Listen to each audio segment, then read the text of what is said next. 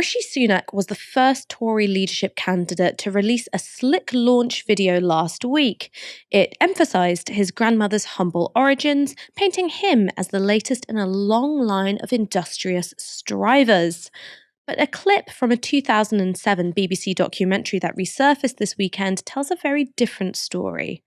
I have friends who are aristocrats, I have friends who are upper class, I have friends who are, working class, but I'm not working class, but I mix and match. And then I go to see kids from an inner city state school and tell them, to apply to Oxford and talk to them about people like me. And then I shock them at the end of chatting to them for half an hour and tell them I was at Winchester and, one of my best friends is from Eton or whatever, and then they're like, oh, okay.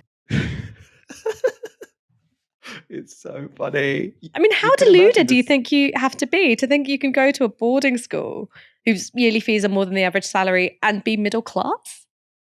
Well, I just love the reveal at the end of because these, like, I've had these, these people sort of come to my college, talk about Oxford and Cambridge or whatever.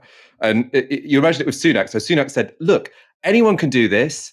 I'm an Asian guy from a middle-class background. I got into Oxford and Cambridge. Then he's saying we had all this banter. Then at the end, I shock him. Oh, actually, by the way, I went to Winchester. You got no chance. It's like that. It's like the opposite of what you're supposed to do at one of those access events. You probably saw it first as well. The clip, that was shared on Twitter originally ended at, not working class, obviously. Therefore, maybe the context gets better when you extend the clip, but it only gets worse.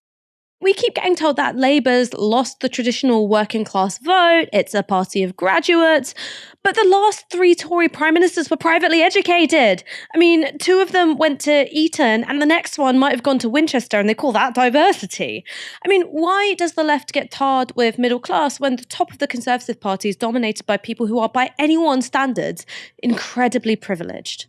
I mean, it's a sham that's sort of invented by people who went to Winchester and people who have £100 million worth in property to hide the fact that they are protecting their class interests. I mean, that's what's going on here. And then the way they do it is by saying class is actually culture and class is about judging people. There is something to, obviously I think it's completely bullshit. There is something to learn from that. I think probably, the left would do better to sound less judgmental because people don't like to be judged. You want to take people with you, not look down on them. The Conservatives, I think one of their strengths is they look at people and say, all your concerns, all your worries, they're actually legit. You're a legit person. Everyone can believe and do what they want. By the way, that also includes me having £100 million worth in property and having all these investments, or at least my family having all these investments in tax havens. So there's more of I think the Tories get to put forward themselves as having more of a live and let live attitude, even though, they're protecting their wealth culturally and sort of morally. I think they say we aren't taking the high ground in the same way that the left are. So I suppose that's, it's about that difference between class as a cultural thing and class as an economic thing. And they are putting the focus on the genuine divide that probably does exist between sort of graduates and non-graduates, and ignoring the divide that exists between people who have £100 million worth of property and people who have net assets which are below zero because they're renting and they're in debt. All of us here at Novara Media are working harder than ever to keep scrutinising establishment politicians and the media barons who protect them. We don't have billionaire funders. We don't have advertising partnerships. We're funded entirely by you. If you've ever thought about supporting us, now's the time to go to novaramedia.com/support and donate anything you can from just £1 per month. Defy the corporate media. Join our monthly supporters and help build our supporter base to 10,000 strong.